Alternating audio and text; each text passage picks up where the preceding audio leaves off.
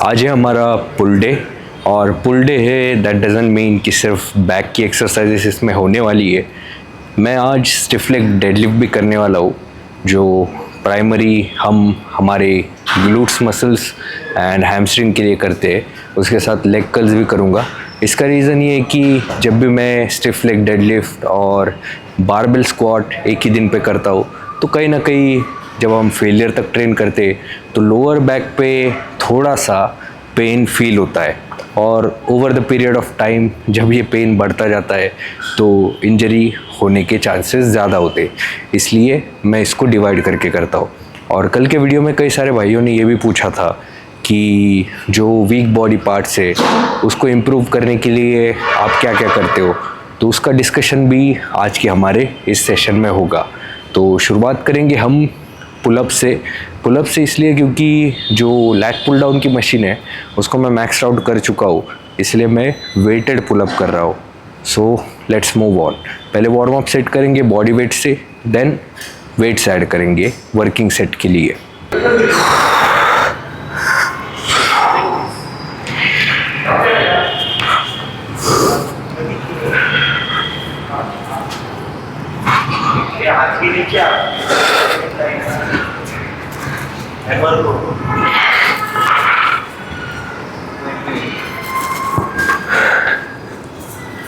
शुरुआत में beginner stage पे जब मैं पुलअप्स करता था तो आई होप कि आपने भी यही सोचा होगा कि जितना ज़्यादा वाइड रखते हैं उतना ज़्यादा लैट्स हमारे वाइड हो सकते हैं, लेकिन ऐसा कुछ नहीं होता है। ये पर्सनल एक्सपीरियंस भी है, और कई सारे जो भी आपने साइंटिफिक कंटेंट बनाने वाले उनसे भी ये सुना ही होगा। और कहीं ना कहीं देखो ना, पर्सनल एक्सपीरियंसेस जो होते हैं ना, मोस्ट ऑफ द 80% वो ही आगे जाके साइंटिफिकली राइट होते। ये नहीं कहूँगा कि 100% राइट होते, लेकिन मोस्ट ऑफ देम जिन चीज़ों से लोगों को रिज़ल्ट मिले वो आगे जाके राइट होते। तो ये लगता था मुझे। दैट डजंट मीन कि मैं मेनली जो पर्सनल एक्सपीरियंसेस है उस पर रिलाई करता हूँ। भाई मैंने भी सर्टिफिकेशन किया है, बट मैं दोनों को इक्वली लेके चलता हूँ। स्पेशली बात करेंगे ना एनहेंस बॉडी बिल्डिंग की, तो जो एनहेंस बॉडी बिल्डर्स है उन पे ऐसे डेडिकेटेडली कई सारी रिसर्चेस नहीं हुई है, इसीलिए वो एनेक्डोट्स पे यानी पर्सनल एक्सपीरियंसेस पे ही ज़्यादा रिलाई करते हैं। अब यहाँ पे न्यूट्रल ग्रिप रख के प्रॉपर स्ट्रेच जब फील करता हूँ तो लैट्स पे आता है। बहुत ज़्यादा अगर ऊपर जाऊँगा ना मैं, तो मिड बैक पे वो एंगेजमेंट फील होता है मुझे, और इसीलिए मैं न्यूट्रल ग्रिप रखता हूँ। पूरा नीचे भी नहीं जाता हूँ ऐसा। कई लोग ऐसे शोल्डर कान को लगाते लैट पुल डाउन या पुल अप करते वक्त, तो उस पे भी मेनली लैट्स जो है, कई इतना ज़्यादा स्ट्रेच करोगे ना तो वो एंगेजमेंट चली जाती है।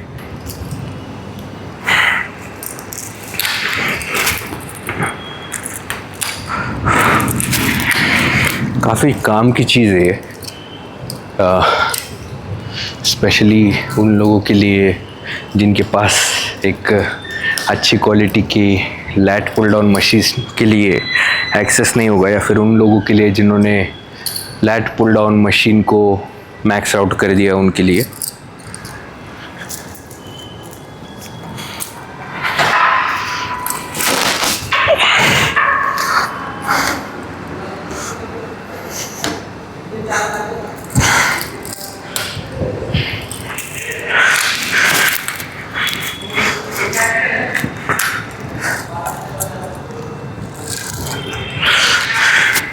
मैं भी कोई बहुत ज़्यादा टाइम नहीं हो गया इसको यूज़ करने लग गया हो, और एक्चुअली ये मेरा भी नहीं है, जिम में एक फ्रेंड है मेरे, उनसे लिया है थोड़ी देर के लिए,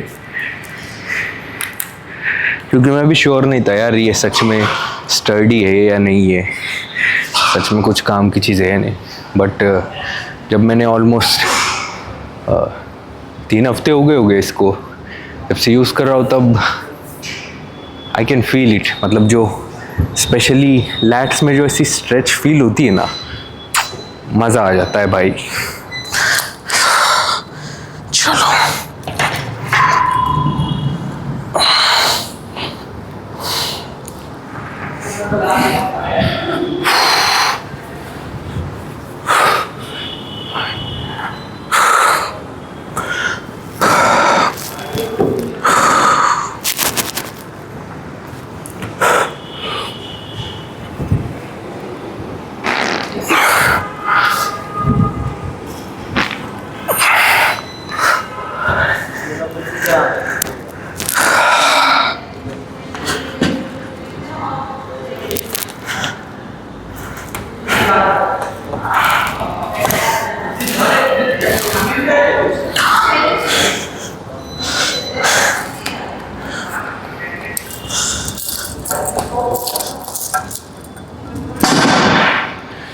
यही होता है जब बहुत स्पीड में प्रोग्रेसिव ओवरलोड करना स्टार्ट करते हो। जस्ट मैंने ईगो लिफ्टिंग की और तुरंत मेरे को समझ में आ गई ईगो लिफ्टिंग कर रहा हूँ, क्योंकि मैं ना 20 kg से अच्छे खासे फॉर्म में 8 रेपिटेशन कर पा रहा था। बट थोड़ा सा ईगो हर्ट हो गया कि यार पहले कैलिस्थेनिक्स करता था। जिन लोगों ने मेरे बहुत पुराने वीडियोस देखे होंगे, हैंड स्टैंड पुशअप्स और पुलअप्स करके, जो एक्सप्लोजिव पुलअप्स कहते हैं ना उसको, वो सब करके ही मेरा जो फाउंडेशन है वो बिल्ड हुआ है। सो मुझे लगा कि 25 kg तो बहुत आसान होगा, लेकिन नहीं, क्योंकि बहुत गैप के बाद ये एक्सरसाइज करना स्टार्ट किए। सो हाइपरट्रॉफी, हम एक बॉडी बिल्डर है, हमें किसी को कुछ प्रूव नहीं करना है, ना कोई यहाँ पे है जिसको मुझे प्रूव करना है कि हाँ देखो मैं तेरे से ज़्यादा वेट उठाता हूँ। क्योंकि हम यहाँ पे मैक्सिमम वेट उठाने के लिए नहीं आए, वो तो वेट लिफ्टर उठाते है ना, हमें बॉडी बिल्डर बनना है, हमें मसल को प्रॉपर स्टिमुलस देना है। सो मुझे अभी अपने ईगो को किल करना पड़ेगा, 25 kg से 20 पे जाना पड़ेगा, क्योंकि थोड़ा सा ये लगता है, ख़राब सा लगता है ना, बट ये रियलिटी है। मतलब पावर लिफ्टर जो डेडलिफ्ट करते 250 kg वगैरह, वो ओलंपिक वेट लिफ्टर तो ऐसे करके सर पे उठाते। क्यों? क्योंकि टेक्निक भी आती है वहाँ पे, स्ट्रेंथ भी आती है, ठीक है, दोनों चीज़ें आती है। लेकिन वेट लिफ्टर के पास पावर लिफ्टर जितना मसल मास है क्या? नहीं है ना। बॉडी बिल्डर का एग्जांपल दूंगा तो आप बोलोगे बॉडी बिल्डर सारे स्टेरॉइड पे। वो तो मैंने कई बारी ऐसे लोगों को एक्सपोज किया है, मतलब ब्रेक डाउन भी किया है, जिन्होंने बहुत सारे स्टेरॉइड लेके भी वो उस लेवल की फिजिक नहीं बिल्ड कर पाए। तो at the end it depends on PDs, your efforts, discipline and आपके जेनेटिक्स का जो रिस्पॉन्स है उसके ऊपर सारी चीज़ें मिला के डिपेंड करता है कि आप किस लेवल के बॉडी बिल्डर बनना है का पोटेंशियल रखते हो। तो चलो अभी 20 kg की प्लेट लाता हूँ वहाँ से। Do it.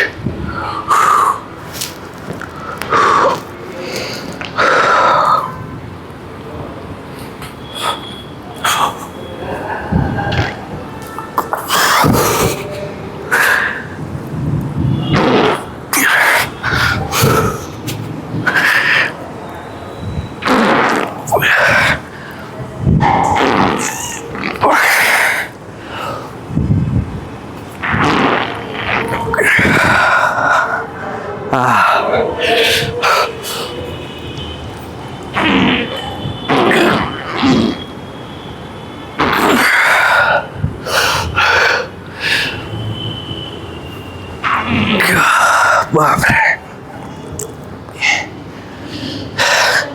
अगर पहले 25 kg से खुराफाती नहीं की होती ना ईगो के चक्कर में, तो आराम से इससे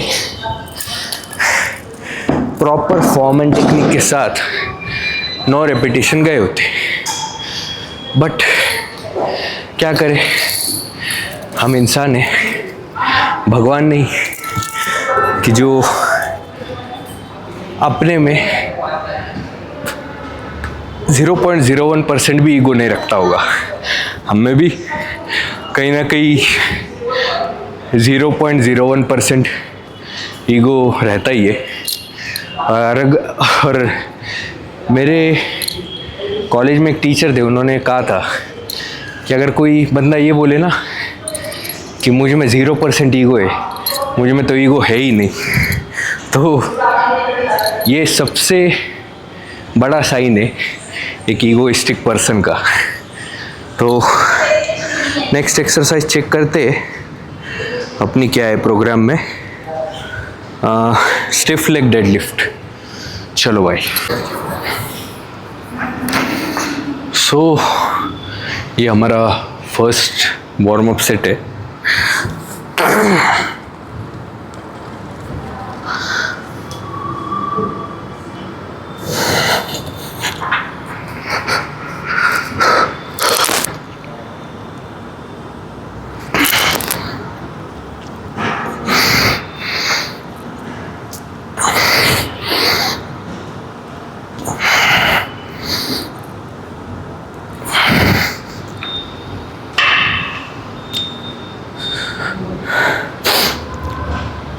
बहुत से लोगों को आपने कहते हुए सुना होगा कि स्टिफ लेग डेडलिफ्ट के दौरान हैमस्ट्रिंग जो है टीयर हो जाते हैं या फिर बैक पे ज़्यादा लोड आता है। द थिंग इज़, जहाँ पे मुझे मेरे हैमस्ट्रिंग पे स्ट्रेच फील होना बंद हो जाता है, लोअर बैक पे ज़्यादा लोड आने का फील होने लग जाता है, वहाँ पे मैं स्टॉप करता हूँ और पुल करता हूँ वेट को। अब हर किसी के बोन की लेंथ अलग अलग हो सकती है, तो उसके लिए वो जो डेप्थ होगी वो अलग होगी। मेरे लिए जो सेम है हर किसी के लिए सेम नहीं है, इसलिए मैं हमेशा डिस्क्लेमर ऐड करता हूँ। जो भी मेरे एक्सरसाइज हो या फिर जो भी प्रोटोकॉल्स हो, कॉपी पेस्ट ना करेंगे तो ही बेटर होगा, क्योंकि मेरे लिए इंटेंसिटी वर्क करती है, किसी के लिए वॉल्यूम वर्क करेगी, किसी के लिए फ्रीक्वेंसी वर्क करेगी। अब यहाँ पे बात आती है वो वाली कि वीक बॉडी पार्ट को कैसे हम ग्रो करें। आपका बॉडी पार्ट उस जगह से ग्रो नहीं हो पा रहा है, इसके मेनली 2 रीज़न हो सकते हैं। एक तो आपके जो भी जेनेटिक्स है उस बॉडी पार्ट के रिगार्डिंग वो वीक है, या फिर दूसरी जो कि मोस्टली मेन कॉमन चीज़ है कि आप उसको इनफ स्टिमुलस नहीं दे रहे हो। मे बी आप उसको जो उसके लिए रिक्वायर इंटेंसिटी या फिर एफर्ट्स फिर वो वेट से आ सकते हैं या फिर कई और सारी इंटेंसिटी टेक्निक से आ सकते हैं, जैसे कि एक्स्ट्रा नेगेटिव्स करना, ठीक है। तो उस तरीके से आप उसको ट्रेन नहीं कर पा रहे हो, या फिर उसको आप वॉल्यूम नहीं दे पा रहे हो मल्टीपल सेट्स, ठीक है। क्योंकि कई लोग वॉल्यूम के बेसिस पे ट्रेनिंग करते हैं, क्योंकि जब आप बार बार फेलियर तक ट्रेन करते हो तो कई बारी रिकवरी उतनी मैनेज करना पॉसिबल नहीं होता है। इसलिए मैं ज़्यादा रेस्ट डेज लेता हूँ। अगर मैं कम रेस्ट डेज लेता हूँ तो मुझे मसल सोरनेस से ज़्यादा जॉइंट सोरनेस फील होने लग जाती है। तो वो भी एक अच्छी खासी साइन है कि संभल जाओ भाई, यहाँ पे आपको रेस्ट की ज़रूरत है। सो आपको वो चीज़ याद में रखनी। थर्ड चीज़ है फ्रीक्वेंसी। अभी कई जो बिगिनर्स होते हैं वो ये सोचते हैं, या फिर इंटरमीडिएट, वो ये सोचते हैं कि यार हमारे मसल्स क्यों नहीं ग्रो हो रहे। बट आपका जो शुरुआत का 1-1.5 साल है ना, वो मोमेंट को लर्न करने में ही जाता है। अगर आप प्रॉपर टेक्निक से नहीं करोगे, यानी डंबल्स प्रेस करते वक्त आधे टाइम डंबल यहाँ जा रहा है, फिर यहाँ आ रहा है, फिर यहाँ आ रहा है, स्विंग हो रहा है, बहुत सारी चीज़ें हो रही, दैट मीन्स आप उसको कंट्रोल नहीं कर रहे हो, वो डंबल आपको कंट्रोल कर रहा है। तो फिर कैसे मसल ग्रो होगा। आपको प्रॉपर अगर स्टिमुलस देना है मसल्स को, तो आपने वेट को कंट्रोल करने का जो आर्ट है, जो स्किल है, उसको डेवलप करना होगा। अभी वो जो ब्रूस ली की कहावत है कि हाँ भाई, वो एक मोमेंट को 1000 बारी प्रैक्टिस करनी है, उसमें मास्टर बनना है, ना कि 1000 मोमेंट्स को एक बारी मास्टर करना है। तो वही चीज़ एक्सरसाइज से रिलेटेड है, ठीक है, कि आपको एक एक्सरसाइज को 1000 बारी प्रैक्टिस करोगे तो प्रॉपर आपके मसल पे स्टिमुलस आएगा। इस वजह से आपका वीक बॉडी पार्ट ग्रो नहीं हो रहा है। यही मेन 3 चीज़ें, या तो इंटेंसिटी पे काम करो, नहीं तो फ्रीक्वेंसी बढ़ाओ ताकि उस एक्सरसाइज के स्किल में आप बेटर हो पाओ, नहीं तो वॉल्यूम बढ़ाओ। अगर आपकी लाइफस्टाइल ऐसी है कि आप बार बार फेलियर तक ट्रेन नहीं कर सकते तो नंबर ऑफ सेट्स बढ़ाओ, ठीक है, फेलियर तक ट्रेन मत करो।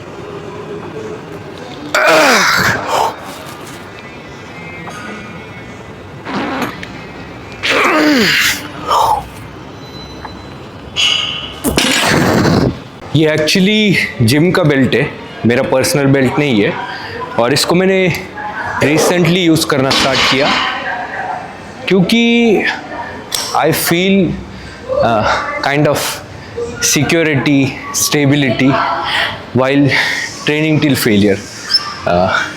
जो भी स्क्वाट्स या फिर स्टिफ लेग डेडलिफ्ट है, एंड के जो भी रेप्स है ना, वो मैटर करते भी है, और उसमें आपकी बॉडी बहुत स्मार्ट है, उसको पता है यार अभी मसल का ज़ोर ख़त्म हो गया है, अभी जॉइंट्स को काम पे लगाओ, तो फिर आपका स्पाइन धीरे धीरे एंगेज होने लग जाता है, specially lower back.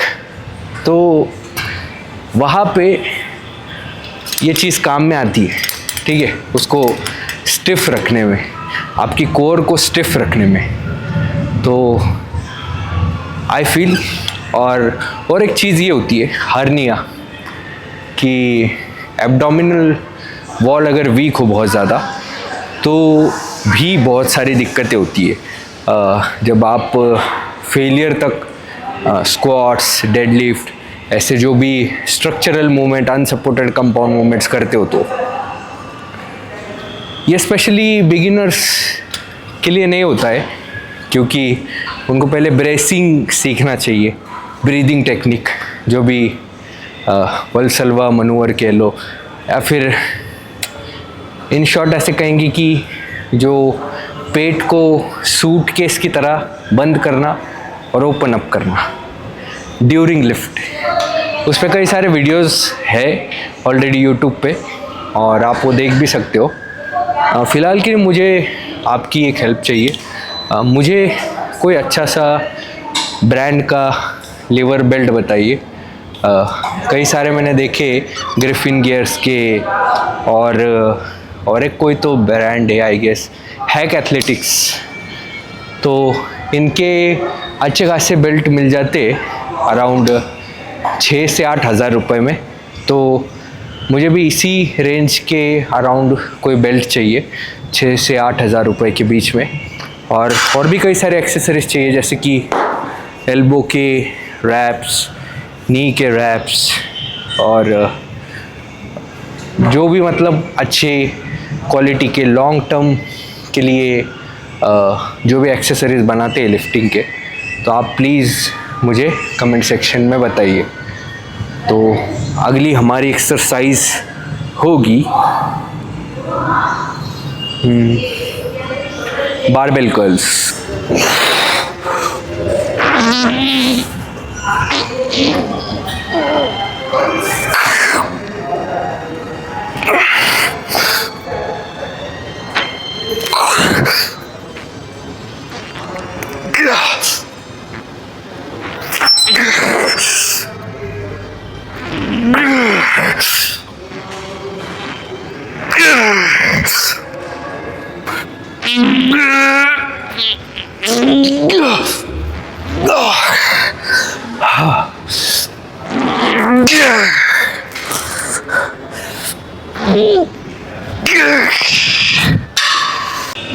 Leg curl करना था, लेकिन सरप्राइज हमें मिल चुका है। लेग कर्ल की मशीन अंडर मेंटेनेंस है।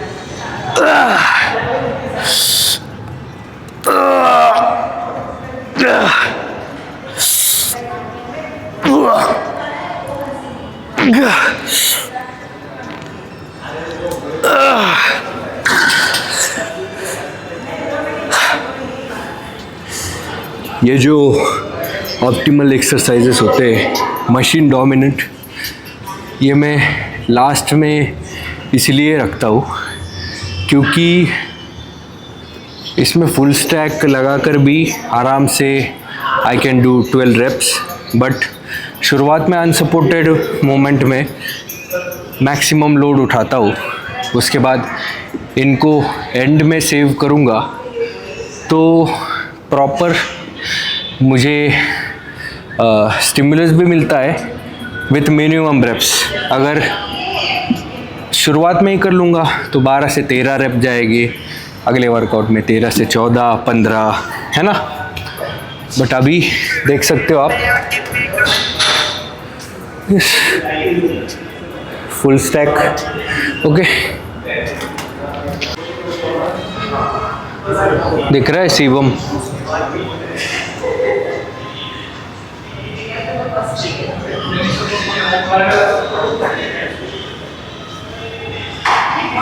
शिवम की जो डॉक्यूमेंट्री आ रही है स्टैंडर्ड, उसमें पता है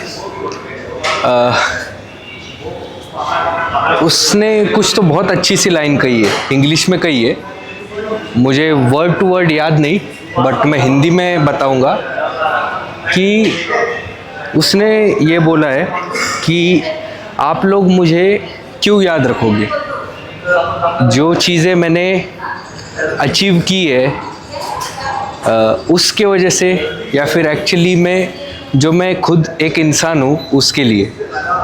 अब डीप डाउन देखा जाए तो कितना डीप मीनिंग होता है ये एक सेंटेंस का। पर्सनली मेरी बात करूँगा तो I will definitely remember him, not only as a champion but जो माइंडसेट, जो उसने अपने नेगेटिव्स पॉजिटिव्स जिस तरीके से दिखाए। मतलब इससे पहले मैं हमेशा बोलता हूँ कि बॉडी बिल्डर्स को एक ऐसे नार्सिसिस्ट तरीके से देखा जाता था, ईगोइस्टिक पर्सन जो सिर्फ अपनी बॉडी को लेके ऑब्सेस्ड है। बट सोचो ना यार, इस बंदे ने बॉडी बिल्डिंग की इमेज ही चेंज कर दी है कि वो टॉप पे होके भी कितना हम्बल हो सकता है, अपने फ्लॉज दिखा सकता है कि देखो ये नेगेटिव साइड भी है ना, ये सारे साइड इफ़ेक्ट्स भी होते हैं। और उसकी ऑटो इम्यून किडनी डिजीज़ के बारे में भी उसने ट्रांसपेरेंसी रखी है, साइड इफ़ेक्ट्स के बारे में भी बताया लोगों को। इतना बड़ा चैम्पियन 29 साल की एज में हेयर ट्रांसप्लांट कर रहा है, उसके रिगार्डिंग भी ट्रांसपेरेंसी चाहता तो उसने अपने आप करा लिया होता ना, चुपचाप ये रखिए।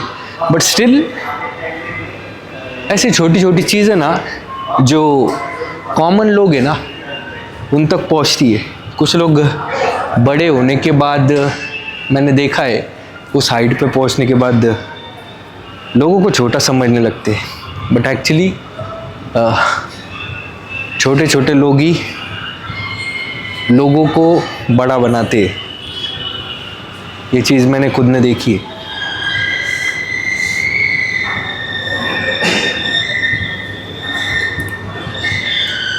खतरनाक मज़ा आ रहा है भाई देखते हुए। इसमें शायद ब्लर हो जाएगा वो, बट आप मेरी भावनाओं को समझो।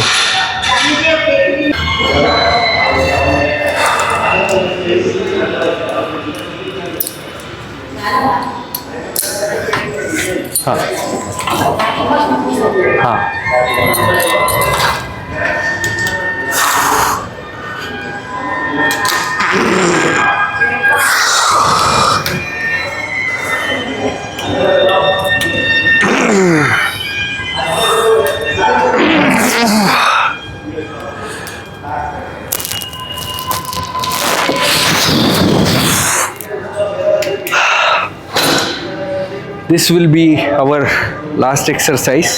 ये उसका वार्म अप सेट है, उसके बाद फ्लेक्स करेंगे वर्किंग सेट होने के बाद।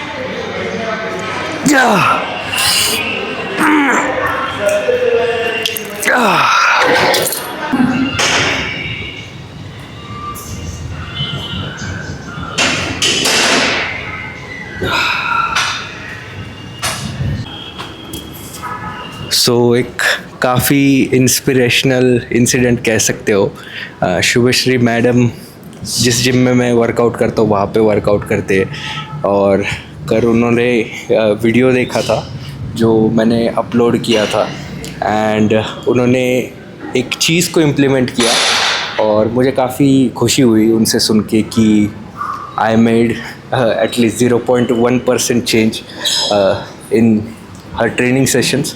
तो उनसे सुन लीजिए आप।